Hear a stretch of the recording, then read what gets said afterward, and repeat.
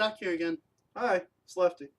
Alright, so we just finished Dragon's Keep. Wow, really? Wow. Let's try that again.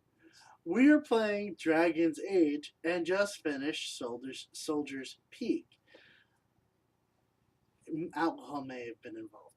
So, anyway, we get to Soldier's Peak, and mind you, this is one of my favorite things. I couldn't exactly remember exactly what happened in order, but I remember I really enjoyed this. I remembered there was really amazing armor, there was awesome weapons, all this cool stuff. I was really pumped for it.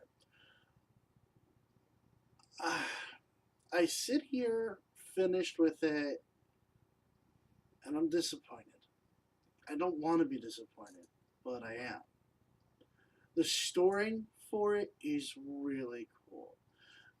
Apparently, it was a Grey Warden keep that entrenched itself, the Grey Wardens entrenched themselves there because they stood against a tyrant king and they wouldn't stand down. So they incited this rebellion, and the tyrant king and his people came in to deal with them. And eventually, in time, they did lose. May I insert context so they can understand what's going You on? can explain after. All right. So you get in there, you're seeing these visions of the past, you're learning more, you're bringing the great grandson of the commander of the wardens of the time there. He's the one who shows you how to get there. He wants to try and find anything to prove his family wasn't traitors and all this kind of stuff. The place itself looks beautiful. The setup is beautiful. The fights, pretty hard, actually. The first time I really had a problem where one of my characters got knocked down and I was popping potions and special arrows and the whole nine.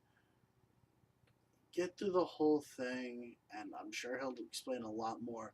You get through the whole thing, I finished, and I wanted more.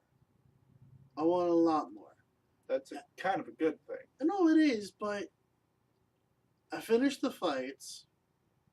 The armor I got wasn't that amazing. The weapons I got weren't that good, or not as good as I remembered. I got a really cool ability while I was there, but all in all, I don't know. Like, I remember it being a lot more fun, a lot more to it. So go ahead and explain a little bit more about Soldier's Peak. All right. Before we even get to Soldier's Peak, there's some historical context required. Uh, the Grey Wardens, as an organization, don't. They exist outside of the wall to anyone else. They don't have to answer to anyone else. But one of the things that they are peaceful and respected by everyone else is because they also have the rule to not interfere with any other nation's politics. Meaning, if there's a tyrannical king oppressing his people, by their vow, they should not, because they're only interested in Darkspawn, they should not intervene. Now, it's admitted later, both in the story and in the codex, that not a lot of history is known about this Cain except for the fact that he was batshit crazy. Well, apparently he was so bad and oppressive to the people that the Grey Wardens at the time felt that they needed to step in, and they led the rebellion against the Cain, which eventually, after the events of Soldier Peaks, got the Grey Wardens kicked out for Eldon. And in fact, in the very beginning of the game, if you take the option to speak with Loghain before the battle, he mentions that King Kalen, the most recent king, brought your order back to Ferelden. So this whole thing kind of pulls full circle. Now, Soldier's Keep is, once again, a very new place. It's a completely new area for the DLC. It's something I've already complimented BioWare on. But there's something really important that just angers me because they do bring it up again later in later games, but this is prevalent information. This is like what happened back then and why. Because now most of Ferelden, even after the events of Dragon Age Origins, who now love the Grey Wardens, uh, still holds some Contempt. contempt for them because they broke their vow and tried to invade Ferelden, which is now we know historically inaccurate because of what we've learned during this DLC. Why is that not made aware to everyone else? I mean, certain specifics the guy did not want known doesn't have to be known, but the rest of it could Should. be easily known and should be known. It creates an issue in one of the later DLCs of the most recent game. So there's some context, like that whole codex thing about it being like moving from game to game. BioWare that I mentioned before, please do it, please. So pretty much, the DLC itself is really good. The fights are hard. It does give you access to a storage chest, which so good with your only limited storage space. It's really nice to be able to just go, oh, this really awesome sword. Well, I'll save it for later, and not have to, just toss it. Um, Also, quest items, because you picked up a lot of little quest items throughout the game that you either don't have the quest for, you're not in the right area yet.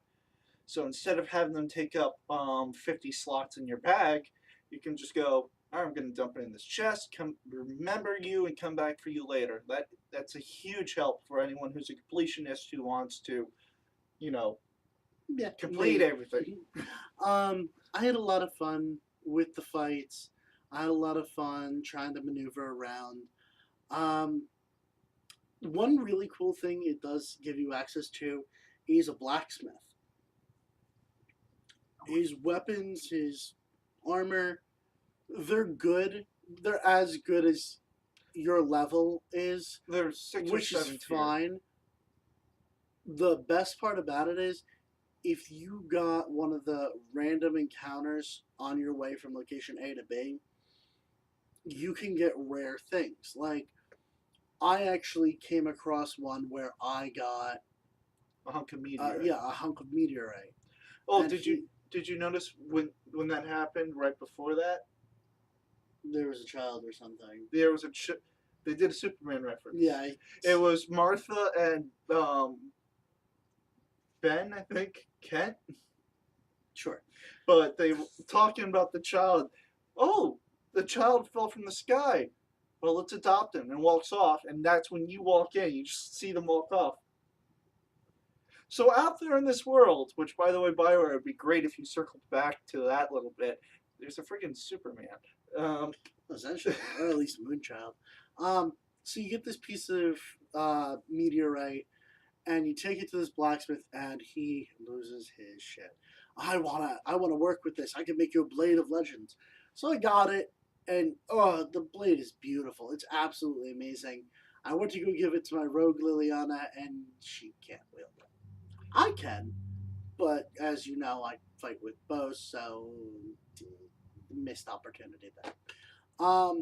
I might have a trick for that later on. I'm not entirely sure yet. We'll find out. Um, I'm not sure if you can get a third specialization. no, not on the PS3 or Xbox version. On the PC version, where you can basically go into the code Yeah. and mess with the game. Yeah, you can have all the specs. Fair enough. But yeah, that was an idea. I'm really enjoying what we're doing. I believe there's one more DLC to do. We did the stone. There's soldiers, Prison, soldiers. stone prisoner, soldiers keep. No, all of their DLC is after game. It's the awakening portion. Oh wait, what about Ostagar? Well, Return to Oscar is part. Oh, we can do that, but you need a random encounter first. Alright, no problem. Also, oh no, we also have the Darkspawn Chronicles and Liliana Song, which I know you love. Now we can do that because they're both separate and prequels. But we still want to hear from you, your suggestions in order you want us to do it. Feel free to message us on Facebook or comments just below the video. Um, well, yeah, that's pretty much it. We'll get you next time. All right. Have a wonderful day. See you later. Bye, guys.